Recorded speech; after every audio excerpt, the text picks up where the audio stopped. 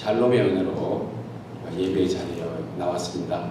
예배 자리에 나온 여러분 모두에게 오늘 또 위로부터 내려오는 성령의 충만한 은혜가 임하기를 다시 한번 소원하면서 축복합니다. 잘 아시는 대로 러시아 소치에서 지금 패럴림픽이 열리고 있습니다. 아마 오늘 저녁에 폐하는 걸로 알고 있는데 신체적 장애 아픔을 겪고 그리고 재활에 성공한 사람들이 삶의 열정과 소망으로 최선을 다해서 경기에 임하는 그런 모습이 바로 패럴림픽입니다. 정상인들이 신체적으로 정상을 가진 분들이 아니라는 것입니다. 정말 지구촌의 많은 사람들에게 용기와 희망을 주고 정말 소망 가운데 살 수 있도록 그들의 모습을 보면서 이 지구촌에 또한 메시지가 되고 있는 것도 우리가 보게 됩니다. 그 가운데 제 마음에 가장 인상 깊은 경기 하나가 있는데 알파인 스키입니다. 이 경기는 두 사람이 뛰는데 보통 올림픽에서는 알파인 스키에 한 명씩 이렇게 출전을 합니다. 선수 한 명만 출전하죠. 그런데 두 사람이 거기는 출전을 합니다. 앞에 가는 사람이 있고 뒤에 쫓아가는 사람이 있는데 앞에 가는 분을 가이드라고 합니다. 그리고 뒤에 쫓아가는 사람이 진짜 선수지요. 앞에 가이드가 쫓아가면 뒤에 선수가 그 가이드를 쫓아서 그 굉장히 빠른 속도로 이렇게 내려가는 경기가 바로 패럴림픽의 알파인 스키 경기입니다. 그런데 가이드는 비장애를 가진 분입니다. 정상적인 신체를 가진 분이죠. 그리고 뒤에 이렇게 선수는 우리가 아는 대로 신체 장애를 가진 분이 이렇게 뒤에 쫓아가고 있습니다. 아시는 분들은 다 아시겠지만 이 경기는 가이드가 슬로프를 앞서서 내려가면 뒤따라오는 시각장애 선수의 눈과 길잡이가 되어주는 것이 특별히 시각장애인들이 많이 참여하는 그런 경기입니다. 그러니까 앞에 가이드가 필요한 거죠. 특히 두 사람이 서로 소통하지 않으면 그 경기는 완주할 수 없는 것을 우리가 너무 잘 알고 있습니다. 보지 못하니까 뒤에 선수가 무엇으로 소통할까요? 오직 마음으로 소통할 수밖에 없습니다. 앞에 가는 가이드가 아무리 소리 지른다고 해서 그렇게 빨리 내려가는 속도에서 뒤에 선수에게 들릴 리는 없잖아요. 옆에 선수가 같이 따라가는 것도 아니고 뒤에 선수가 내려가고 있다고 생각하면 앞에 가이드는 이미 이들은 수년간 서로 마음과 뜻을 합해서 정말 그 한 몸이 되는 그런 모습으로 아마 선수가 또 가이드가 경기에 임하는 것을 보게 됩니다. 이 점에서 보면 경기 결과에 상관없이 이 둘은 정말 인생의 금메달이 아닌가 이런 생각을 해볼 수 있습니다. 어떤 기자가 이 모습을 보고 한마디로 표현을 했는데 눈 위에 아름다운 동행이라. 멋있잖아요. 예, 철상의 아름다운 동행이다. 그런데 이 경기에서 특이한 것은 시상대에 가이드와 선수가 같이 올라간다는 것이에요. 선수만 메달을 받는 것이 아니고 가이드에게도 메달이 똑같이 임하게 된다는 것입니다. 서로를 생각하면서 같은 목표를 향하여 열심히 뛰는 그들을 누가 장애인이라고 하겠습니까? 저는 이들을 장애인이라고 생각해 본 적이 없습니다. 아마 어떻게 보면 가장 정상적인 몸을 가진 그러나 마음은 오히려 더 장애를 입고 있는 어찌 보면 정상인들이 오히려 장애인이 아닌가 그런 생각을 한번 해보았습니다. 저는 이 아름다운 동행이라는 문구가 참으로 감동적이었습니다. 그리고 지구촌의 모든 인류에게 전하는 하늘 아버지의 메시지가 아닌가. 아름다운 동행. 여기 있는 모두도 아름다운 동행으로 여러분 가정에서, 여러분들 교회, 우리 교회에서 또 각자 맡은 일터 가운데 정말 누구와 같이 보이더라도 아름다운 동행을 하면서 하나님이 주시는 멸류관으로 사시기를 다시 한번 소원하면서 바라봅니다. 여러분, 우리의 신앙 여정에도 이 같은 동행이 있다는 사실을 아십니까? 임마누엘의 주님께서 죄와 허물로 인하여 영혼과 육신의 장애를 가진 우리의 앞길을 인도해주고 계신다는 것입니다. 그분은 우리가 아는 것처럼 과거에도, 우리가 힘들 때도, 우리가 즐거울 때도, 우리가 넉넉할 때도, 부족할 때도 그분은 임마누엘의 은혜로 동행해 주셨습니다. 우리 육신의 장애를 가지지 않고 우리 영혼의 장애를 우리 주님이 가장 잘 아시는 그분께서 우리 앞길을 선한 길로 인도해 주시는 그 아름다운 동행, 그는 어제나 오늘나 변함없이 함께 하시는 임마누엘의 은혜인 것입니다. 그리고 주님은 약속하십니다. 이 아름다운 동행은 언젠가 장차 우리 모두가 다 천국 안에 들어갈 수 있도록 주께서 가장 선한 길로 인도해 주신다는 약속이 바로 아름다운 동행인 것입니다. 지난 주간에 어떤 성도님과 디도서 2장의 말씀을 가지고 잠깐 퀴즈를 나눈 적이 있습니다. 퀴즈 내용은 예수님께서 우리의 모든 죄를 속량해 주심으로 이제 주 안에서 거룩함을 입은 우리가 선한 일에 힘쓰며 열심을 다하는 주의 백성이 되자고 그러한 내용으로 같이 퀴즈를 나눴는데 그 성도가 이렇게 저에게 답신을 보내온 것입니다. 이제 자신의 기도 제목이 이 사순절 기간에 좀 바뀌었으면 좋겠다. 기도 제목이 뭐냐면 하나님 앞에서 하나님과 함께 하나님을 위하여 살겠노라. 이 기도 제목을 갖겠습니다. 이런 얘기를 하더라고요. 정말 귀하고 아름다운 고백이 아닐 수 없습니다. 하나님 앞에서 하나님과 함께 하나님을 위하여, 이 또한 아름다운 동행의 고백이 아닌가 이런 생각을 잠시 해보았습니다. 여러분, 하나님 앞에서 하나님과 함께 하나님을 위하여 사는 인생 얼마나 귀하고 아름다운 동행입니까? 우리 모두의 소원이 되어야 할 줄 믿습니다. 오늘 저는 에베소서 4장을 통하여 성령의 역사와 은사라는 제목으로 우리 함께 세 가지 은혜를 나누려고 합니다. 첫째로 성령의 역사는 하나 되게 하신 것입니다. 본문 3절에 평안에 매는 줄로 성령이 하나 되게 하신 것을 힘써 지키라. 그런데 이 말씀 속에서 성도들에게 하나 되라는 명령이 있는데 이 명령은 우리에게 하나 되라고 말씀하신 그 의미가 분명히 있다는 것입니다. 우리의 노력으로 하나 되라는 것이 아니고 이미 성령께서 하나 되게 한 것을 지키기만 하면 된다는 것입니다. 이런 것과 똑같습니다. 혹시 우리가 좋아하는 돈, 머니 해도 머니가 최고지요. 예, 이 머니가 우리에게 뭐 좀 있다고 한번 가정하겠습니다. 얼마나 있다고 할까요? 피하면 한 100만 불이 있다고 할까요? 어차피 없는 돈이니까. 예, 100만 불이 있는데 이 100만 불을 벌어와라 이것이 아니라는 것이에요. 100만 불이 있으니까 그 100만 불을 지켜라 이거죠. 하나 되겠다는 것은 이미 하나님 안에 있는 사람들은 하나 될 수 있는 조건을 우리에게 100만 불의 어떤 돈이 있다고 한 것처럼 이미 하나 되게 하는 조건을 이미 갖추어 놓고 완성시켜 놨다는 것입니다. 그러니까 이제 주님 우리에게 말씀하실 때 이것만 지키기만 하면 되는 것이에요. 오늘날 교회와 가정, 성도들에게 참 중요한 메시지가 아닐 수 없습니다.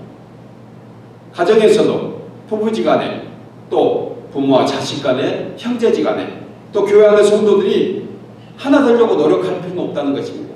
이미 하나님 안에 있는 사람들은 하나 되도록 되어 있다는 것이에요.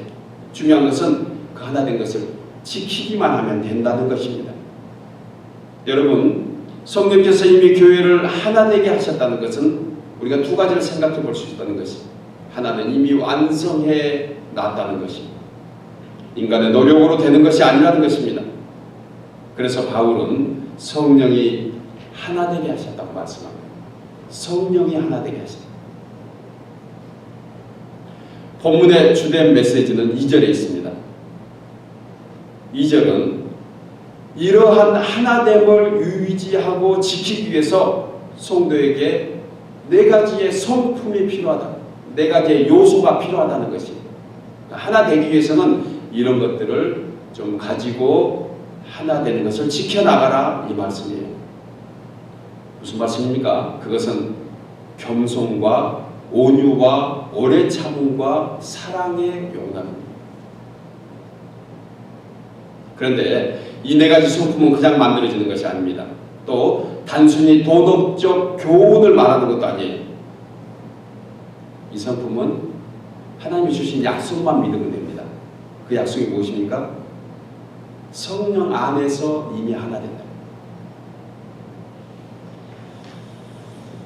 한번 생각해 보십시오. 이미 된 것을 아는 것과 된 것을 모르고 만들어가는 것과는 차이가 많습니다. 우리 성도들은 예수 믿으면 구원받습니다. 그리고 천국이 임하게 됩니다. 그러면 예수 믿는 순간 이미 구원과 천국은 우리에게 임했다는 것이에요. 그런데 많은 사람들은 구원받기 위해서 예수 믿는다라고 얘기합니다. 예수 믿었기 때문에 이미 구원받은 것인데, 다 완성되어 있는 과거 완료형으로 되어 있는 것을 현재 진행형으로 자신이 바꾸니까 그 다음에 뭐가 필요합니까? 인간적인 노력이 필요하게 되는 것입니다. 자기 의지가 들어가게 된다는 것입니다. 결국 거기에는 옳은 것은 하나도 없습니다. 자기 생각, 자기 뜻, 자기 고집, 자기 성품만 나오게 된다는 것입니다. 그리스도 안에 있는 사람은 이미 모든 것을 다 허락받은 사람들입니다. 그렇기 때문에 교회 안에서, 성도 간에, 가정 안에서, 가족 간에 자연스럽게 맺어지는 열매가 바로 겸손과 온유와 오래 참음과 사랑의 용납이라는 것을 바울이 우리에게 말씀하고 있는 것입니다. 어떤 사람이 랍비에게 찾아와서 이렇게 묻습니다. 몸은 하나이고 머리는 둘인 아이가 태어났습니다. 자, 이를 두 사람으로 볼까요? 한 사람으로 봐야 하나요? 자, 몸은 하나입니다. 머리가 둘입니다. 여러분들은 어떻게 하시겠습니까? 만약에 여러분들에게 누군가 그 질문을 하면 한 사람으로 시하나요? 두 사람으로 하나요? 두 사람. 예. 랍비는 한참 생각하다가 답을 줍니다. 가서 어린아이의 한쪽 뺨을 때려라. 그 뺨을 때렸을 때 그 아이가 울 텐데, 만약에 한쪽 머리 아이만 울면 이는 둘이고, 만약에 한쪽 뺨을 맞았을 때 머리 둘인 아이가 동시에 울면 이는 하나니라. 예, 상당히 고민하면서 지금 듣고 계십니다.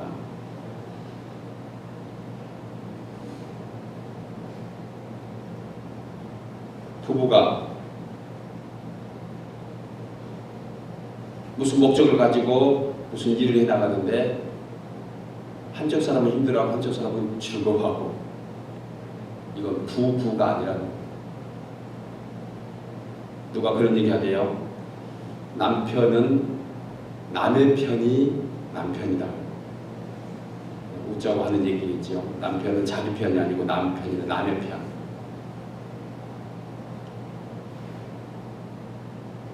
여러분, 참 의미가 있는 얘기입니다. 이 랍비가 참 지혜롭다고 생각해요.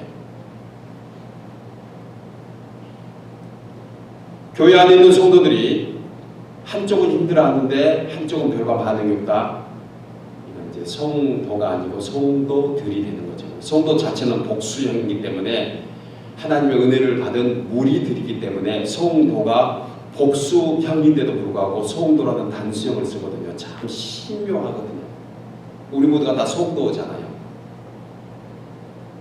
한 몸을 그리스도 안에서 받은 성도들이 누군가 한쪽 뺨을 맞았는데 그 한쪽 뺨으로 인해서 한 사람은 울고 한 사람은 웃고 있으면 과연 그것을 그리스도 안에 있는 한 몸이라고 할 수 있는가? 이런 비유로 생각해 볼 수 있다는 것입니다. 여러분, 성도는 주 안에서 성령의 은혜를 입은 사람이에요. 같은 뜻, 같은 마음, 같은 생각으로 함께 울고 함께 웃는 식구입니다.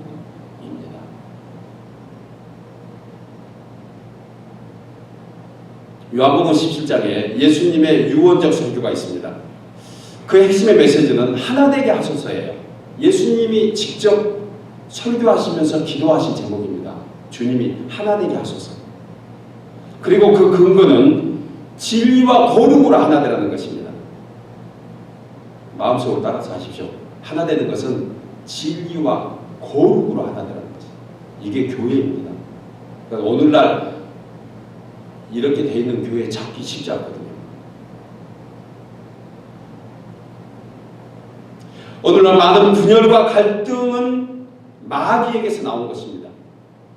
그러나 성령의 역사는 하나 되게 하는 것이 가정이나 교회나 사회나 분열과 갈등은 하나님이 기뻐하는 것이 결코 아니라는 것입니다. 왜요? 예수님의 유언적 설교가 하나 되게 하소서 라고 강조하신 것을 보면 분열은 하나님의 뜻이 아닌 것을 우리는 잘 알게 됩니다. 사랑하는 여러분, 교회는 사람들이 모이지만 그 모인 사람 가운데 성령의 은혜로 되어가는 것이에요. 거룩과 진리로 하나님 중심, 말씀 중심, 은혜 중심으로 하나 되는 역사가 우리 교회에도 여러분 가정에도 충만하기를 주의 이름으로 축복합니다. 두 번째로 은사는 믿음의 분량대로 드시는 그리스도의 선물이에요. 선물. 영문에 보면 gift, the gift of Christ, 주 안에서 얻은 선물이라는 것입니다. 본문 7절 보면 우리 각 사람에게 그리스도의 선물의 분량대로 은혜를 주셨다고 했습니다. 본절은 성령의 역사로 교회가 하나 되기 위해서 구체적인 방안을 제시한 것입니다. 이거 굉장히 소중한 말씀을 지금 해주고 있어요. 이것은 개인에게 주어진 선물, 즉 은사라고 말합니다. 그리고 이 선물은 모두에게 동일하게 주신 것이 아니고 분량대로 주셨다. 분량대로. 그러니까 조금 다른 표현을 하면 그 감당할 만큼 주셨다. 저는 이렇게 해석하고 싶어요. 예, 분량대로 줬다는 것은 감당할 만큼 주셨다. 다른 말로 제가 한번 생각해 봤습니다. 분량대로 감당할 만큼, 이것을 가장 원유적인 표현으로 어떻게 할까 그렇게 표현에다가 저에게 그런 생각이 딱 들어요. 합당하게 줬단다 이 얘기예요. 합당하게 줬다. 때를 쫓아서 꼭 맞게 적절하게 줬다는 것입니다. 여러분, 이 말씀 속에서 무엇을 생각하고 계십니까? 저는 두 가지 생각해 보았습니다. 합당하게 줬다. 이것은 겸손한 마음과 책임감을 가지라는 것이에요. 이 은사는 사람의 의지나 노력으로 얻는 대가가 아니라는 것입니다. 주님의 뜻을 따라서 얻는 선물이라는 것이에요. 그러니 받은 사람은 당연히 겸손해야죠. 한번 비유로 이런 생각해 봤습니다. 어떤 재벌가의 자녀로 태어나면 그는 아무 노력 없이도 그냥 재벌의 상속을 받습니다. 그렇잖아요. 엄마 아빠가 아주 미남이고 아주 미인인 자녀로 태어난 모습 보십시오. 우리 교회의 예쁜 모습 그대로 다 아마 가지고 태어날 것 같아요.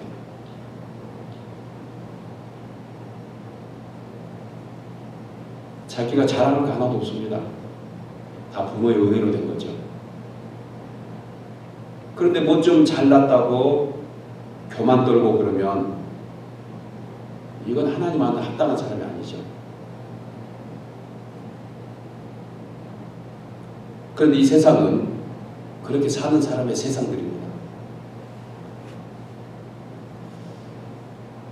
우리가 아는 축구 선수들 중에 여러 많은 선수들이 그 큰 경기에서 골 넣고 우리가 모두가 대한민국 외치고 그러잖아요. 그때 어느 한쪽에서 기도하는 우리 선수들 보잖아요. 많은 사람들은 때로 이렇게 좀 손가락을 하기도 합니다. 그러나 저는 너무너무 아름다운 모습이라고 생각해요. 자신이 있는 것이 아니라는 것입니다. 결국은 하나님께 영광 돌리겠다는 거죠. 얼마나 겸손합니까?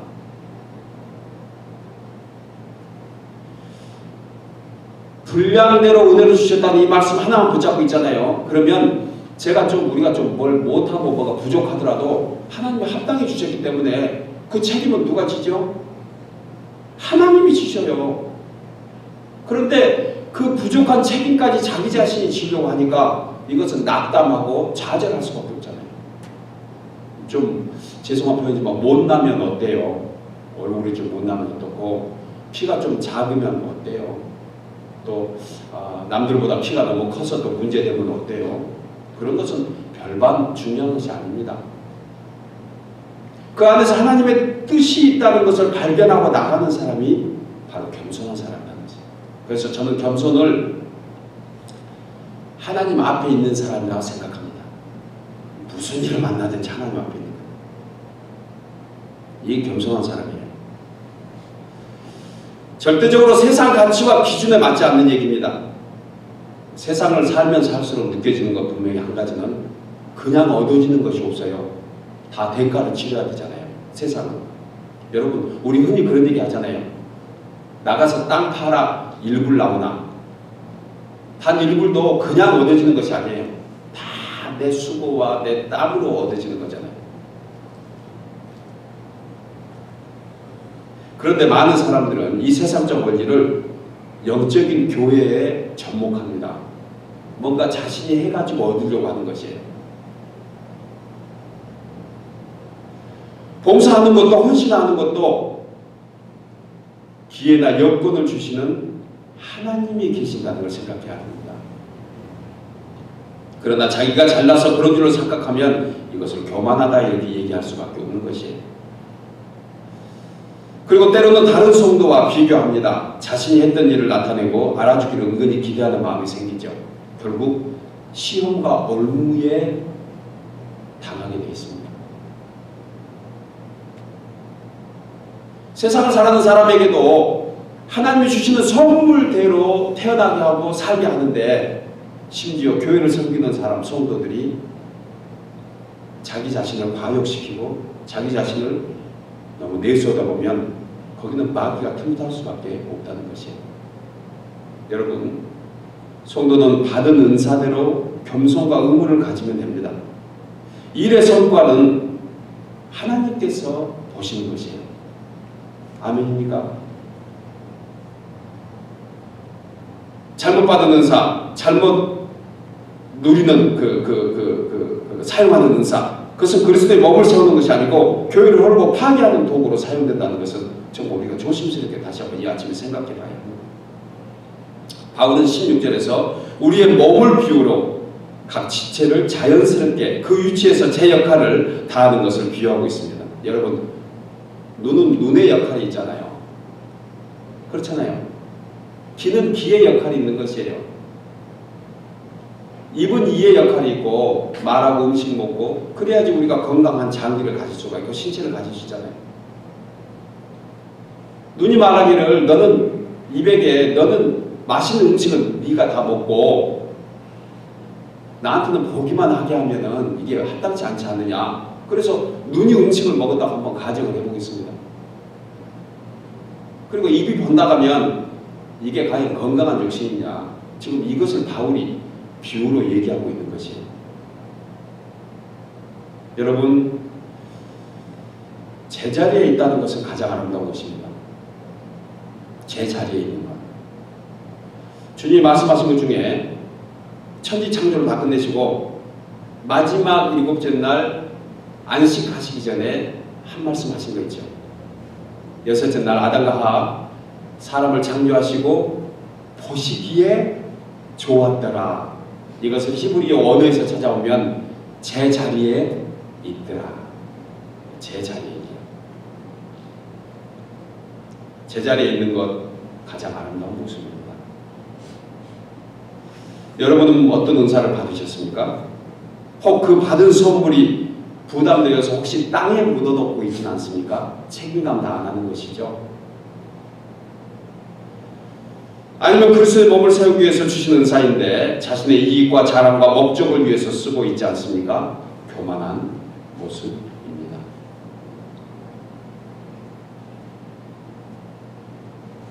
여러분, 하나님과 사람이 보는 것 다른 것이 있습니다. 그것은 무엇을 가지고 있느냐가 중요한 것이 아니에요. 사람은요, 무엇을 가지고 있느냐에 가장 초점을 가지고 있습니다. 그렇잖아요. 사람이 보는 초점은 무엇을 가지고 있느냐. 그런데 하나님께서 보시는 초점은 그 가지고 있는 것을 왜 가지고 있느냐라는 것이에요. 뭐 칼의 종류가 여러 가지가 있습니다. 그러나 총체적으로 칼이라고 표현하면 만약에 무사에게 칼이 쥐어지면 그것은 전쟁에서 싸우는 칼이 될 것입니다. 피 흘리는 칼이 되겠죠. 만약에 강도에게 칼이 들렸다고 치면 그 칼은 흉기가 되는 칼이 될 것입니다. 반대로 의사에게 칼이 잡히잖아요. 이 메스는 사람의 생명을 살리는 칼이 됩니다. 요리사에게 칼이 잡히면 정말 사람을 건강하게 하고 사람을 기쁘게 하는 음식을 만들어내는 칼이 되잖아요. 똑같은 칼임에도 불구하고 그 칼을 가지고 있는 것은 사람들이 보지만 하나님께서는 그 칼의 목적을 어떻게 쓰고 있냐. 여러분들 뭘 가지고 계십니까? 그리고 그 가지고 있는 것으로 무엇을 하십니까? 남들보다 건강해서 이렇게 교회에 나와서 예배할 수 있는 거 얼마나 감사합니까? 이것은 내가 잘해서가 아니라는 것이.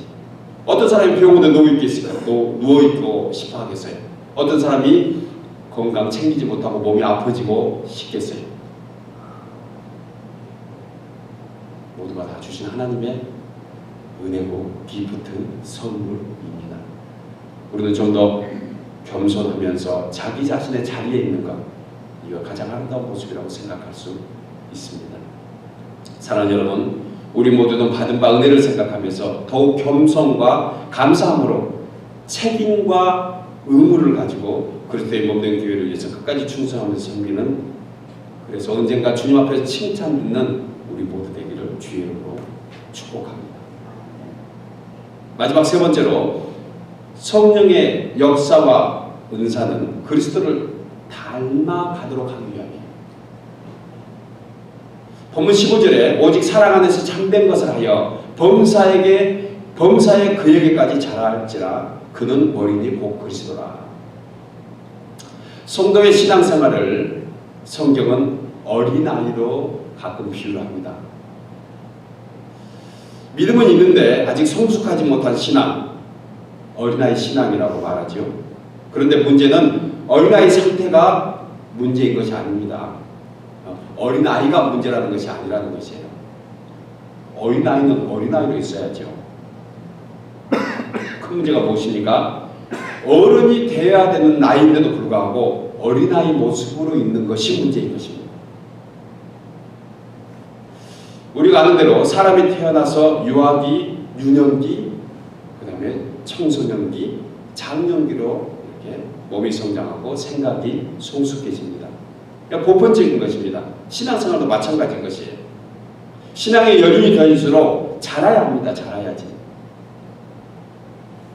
본문 13절 하반절에 보면 그리스도의 장성한 분량이 충만한 데까지 자라야 한다. 14절에 보면 이는 우리가 이제부터 어린아이가 되지 아니하며, 15절에 범사에 그에게까지 자랄지니라. 16절에 각 지체의 분량대로 역사하여 그 몸을 자라며 스스로 세우느니라. 이 총체적인 표현으로 한마디로 하면 범사에 예수님의 성품으로 닮아가야 한다는 거죠. 목회자가 제일 제일 행복할 때가 언제냐면 목회자가 돈 벌 때 아닙니다. 목회자가 잘 먹고 잘 사는 거 이런 꿈을 꾸는 목회자들은 목회자라고 할 수는 없는 거죠. 세상 사람과 똑같죠. 기업 사장 해야죠. 목회자가 제일, 그러면은 뭐 다른 분들 얘기하지 말고 제가 제일 행복하게 들려오는 것은, 목사님 우리 아이들이 변했어요. 목사님 우리 남편이 변해가고 있어요.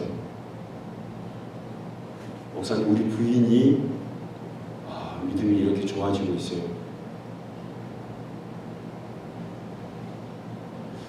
이 얘기를 제가 목회하면서 참 많이 듣기를 소원합니다.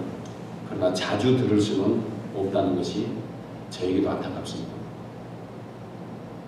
가족 간에도 그렇지만 어떤 성도 간에도 그런 얘기합니다. 와, 목사님, 그 김 집사님 굉장히 많이 믿음이 자란 것 같아요. 이 집사님 그렇게 많이 믿음이 좋아져서 아주 이렇게 칭찬이 자자합니다. 이런 얘기를 목회자인 제가 가장 듣기를 좋아하는 것 같습니다. 왜 그럴까요?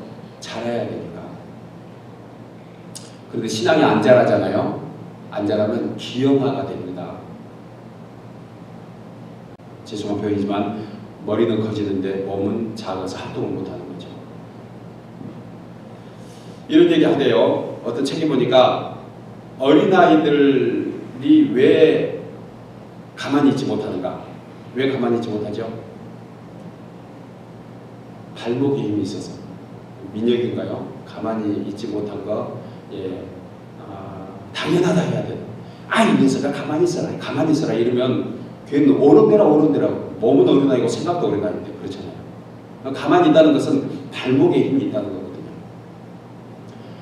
한 청소년, 청년쯤 되면 기회만 되면 붙으려고 그래요. 가만히 안 있고 시비 걸어서 붙고 지나가다가 싸움 말린다고 붙고 괜히 이렇게 가면 지나가면 될 텐데 어떤 사람은 또 지나가다 또 어린아이가 침 뱉었다고 나서가지고 한판 붙어가지고 된통 그렇게 병원 입원했던 사람 뉴스도 많은데 왜 그래요?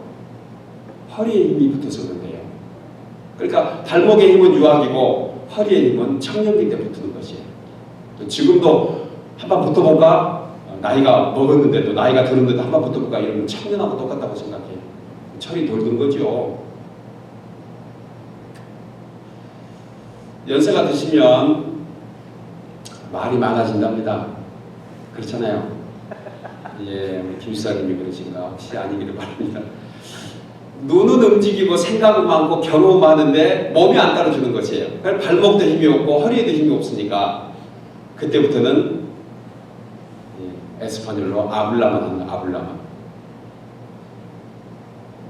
우리 젊은이들이 제일 싫어하는 거죠. 저도 아블라를 적게 하려고 하는데 보는 순간에 저희를 이렇게 하면 결과가 이럴 거를 아니까 아예 아블라가 된다는 것이에요. 이 말을 적게 하려고 하는데 교회에서 목회자가 제일 위험한 게 그것 같아요. 목사라는 사람이 많은 성도들과 많은 사람들을 같이 상대해 보니까 벌써 결과를 아는 것이에요. 그리고 말씀 속에서 우리에게 주시는 이미 결과를 목사는 늘 알고 있잖아요. 당연히 목사가 알아야 되니까. 이래서 말이 많아지는 말이. 목사가 기도가 많아야 되는데 말이 많아지는 것이. 그러니까 연세 드신 분들이 우리 부모님들이 말이 많다 그러면 아빠는 왜 그렇게 말이 많아요? 이렇게 속으로만 생각하더라도 불효자식이야. 당연히 많아지는 거죠. 어떤 분이 얘기합니다. 머리가 허옇게 되는 것은 뭐냐?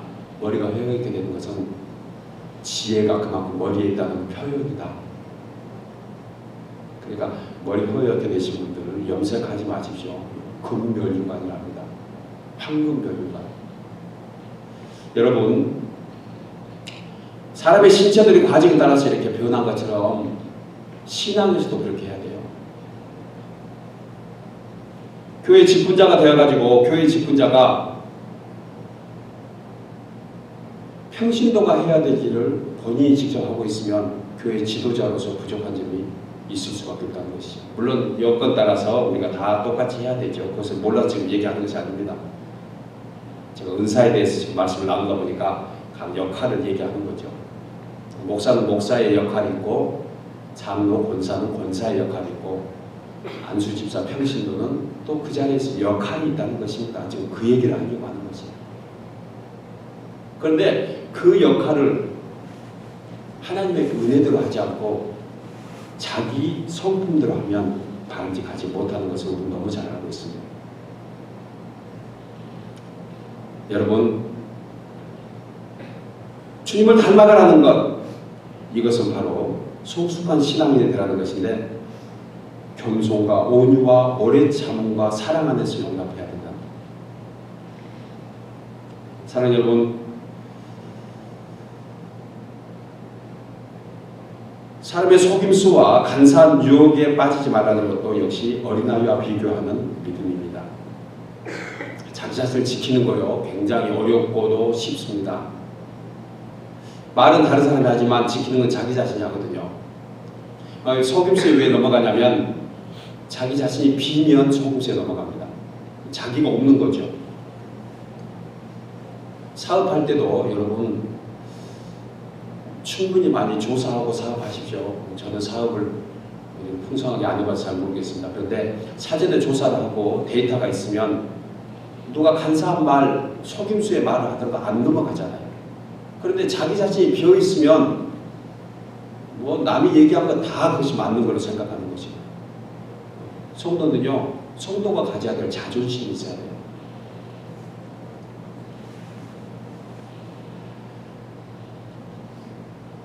삶의 속임수와 간사한 유혹, 이 믿음을 지키기 위해서 봉사와 헌신일을 해야 되는데 사랑 안에서 참된 것을 하며 이것만 가지고도 13가지가 됩니다. 봉사일하고 심령이 가난하고 겸손하고. 그런데 마태복음에서 얘기한 심령이 가난하고 애통하고 온유하고 의에 줄고 갈급하고 긍휼히 여기고 마음이 청결하고 화평하고 뭐 의를 위해서 핍박받는 이 모든 걸 다 생각하면 이것은 바로 잊어버릴 수밖에 없는 그런 많은 조건들이 아닌가 생각을 해봅니다. 다 외우고 있는데 어떻게 닮아갈 수 있겠어요? 어떻게 가능하겠습니까? 이것을 저는 한마디로 생각해 봤습니다. 도대체 이 많은 것들을 어떻게 하면 저렇게 겸손하고 우리가 어떻게 거룩함으로 닮아갈 수 있을까? 저에게 하나님께서 응답을 주시기를 한마디로 십자가다. 십자가. 주님을 닮아가는 것은 십자가다.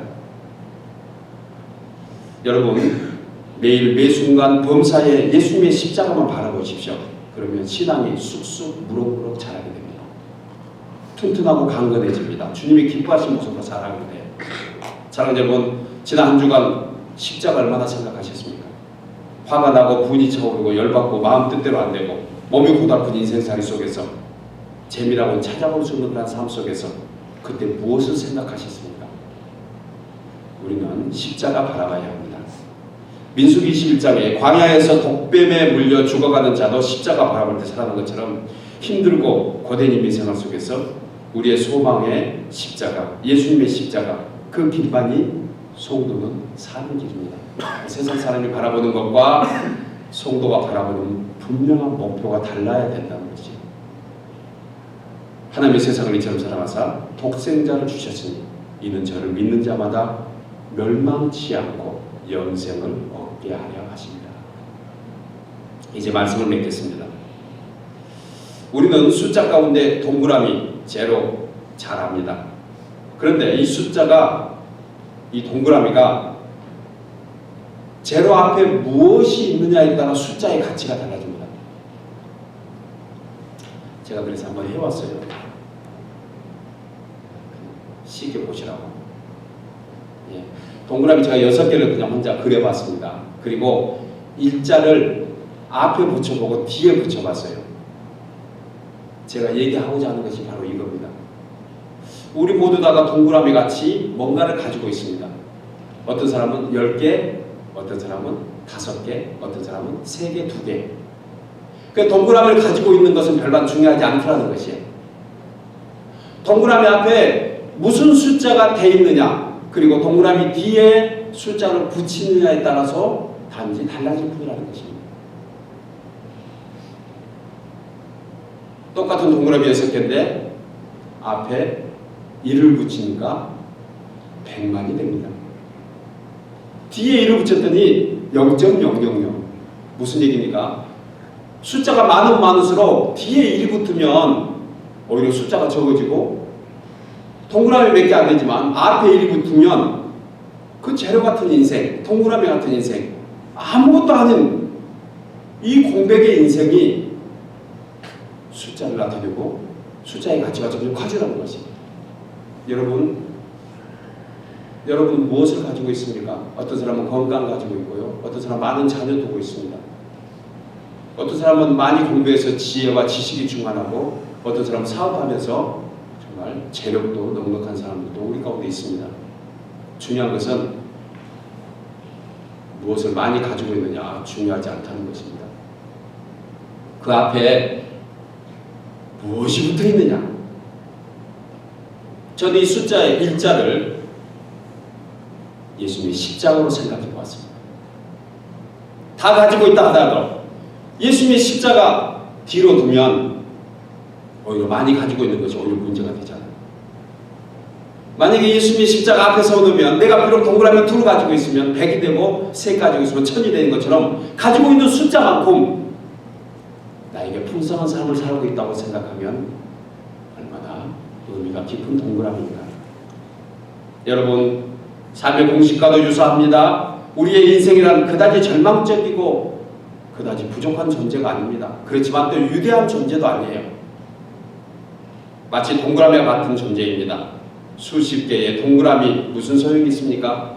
동그라미 앞에 무엇을 붙이느냐에 따라 달라진다는 것입니다. 가지는 반드시 나무에 접목되어 있어야지 생존하게 됩니다. 동그라미 인생, 예수님과 연합할 때 풍성하게 되는 것입니다. 여러분, 세상의 모든 인생들은 나름대로 살아갑니다. 어떤 가수의 노래처럼 잘난 사람 잘난 대로 살고 못난 사람 못난 대로 산다. 야야야. 왜 야야야를 붙였는지 모르겠어요. 그런데 잘난 사람도 못난 사람도 동그라미 인생에 불과합니다. 잘난 사람이 자기 잘난 맛에 동그라미 아무리 많이고 가지고 있다 하더라도 그 동그라미 뒤편에 예수님을 세우면 허망한 인생 되고, 비록 적은 동그라미지만 그 동그라미 앞에 예수님이 세우고 나가면, 십자가 세우고 나가면 풍성한 인생 된다는 것이. 사랑하는 여러분, 우리 각자에게 주어진 십자가 바라보면서 감사와 기쁨의 사순절 되기를 바랍니다. 그것이 하나 되는 것이고 믿음을 지키는 것입니다. 그리스도를 닮아가는 것입니다. 이제 성령 안에서 우리에게 받은 바 많이 받으면 많이 받은 대로, 적게 있으면 적게 있는 대로 자기 자신의 위치에서 하나님께 영광을 누리고 사는 우리 모두 되기를 주의 이름으로 축복합니다. 기도하겠습니다.